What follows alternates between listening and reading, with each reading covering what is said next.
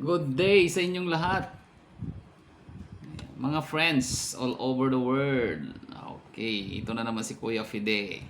Nagsasabing mega love shout out po sa inyong lahat. At kung di pa kayo nakapag-subscribe or like sa aking channel, pa-subscribe na po kayo para ma-update ko kayo sa next na vlogging natin. Okay, ang topic natin ngayon ay about sa oyster mushroom. Nakakita na ba kayo nito? Yan. This is an oyster mushroom. Yan. Maraming klaseng kabuti. Pero ito ay ang oyster mushroom. Kabuti sa Tagalog. Yan. Uong sa Ilocano. Yan.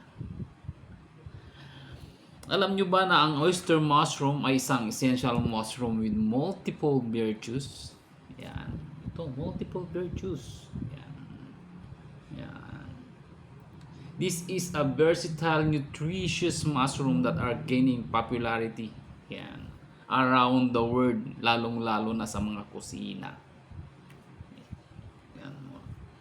Talagang maraming flavor o maraming klaseng pagluluto ang ginagawa sa mushroom na to.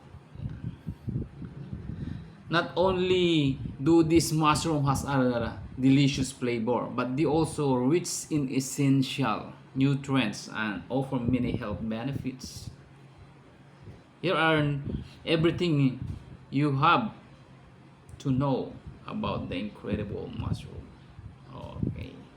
Number 1, an exceptional source of nutrients. Ang oyster mushroom pala ay maraming exceptional source ng nutrients. Yan. Like, number 1, protein. Yan. Fiber. Vitamins B, including niacin and riboflavin. Yan. As well as minerals such as potassium, magnesium, folate. These mushrooms are also known rich in antioxidant, which help protects our body against free radicals, helping to reduce the risk of chronic diseases. Ayan. Number 1 pa lang yan. Talagang napapabilib ako ng mushroom na to. Ayan. Number 2, antioxidant and antimicrobial properties. Ang oyster mushroom ito ay known as their antioxidant properties which help fight free radicals in the body. Yan. In addition that, they have the natural antimicrobial properties, making them to the food choice to strengthening the immune system. Oh, galing-galing na eh. Kalitlit na ito. Na bagay pero ang dami niyang nibibigay. Next, number 3 is the cardiovascular support. Oyster mushroom must play the important role in promoting cardiovascular health. Ayan. They contain beta-glucans, soluble fiber that can help lower LDL cholesterol. Ayan. Bad cholesterol yon, LDL. Levels and regulate blood sugar levels. Yan. Reducing the risk of heart disease. Oh, kumain na kayo nito para hindi kayo masyadong ma-stroke o di kaya.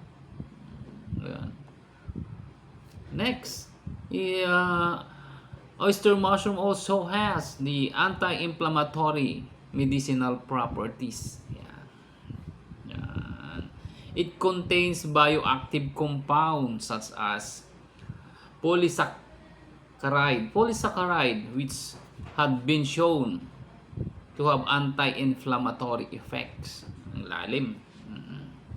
This mushroom also known as the potential the treatments of the certain diseases thanks to the antifungals and anti-tumor properties. Oh, yan. Oh, anti-tumor properties. Talagang lalabanan niya. Okay.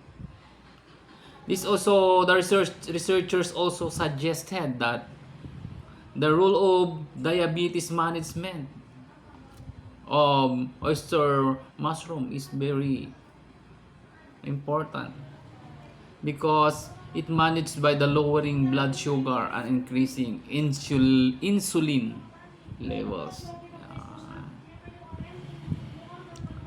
Oh. Alam nyo ba na madali lang patubuin to, tumutubo kung saan saan.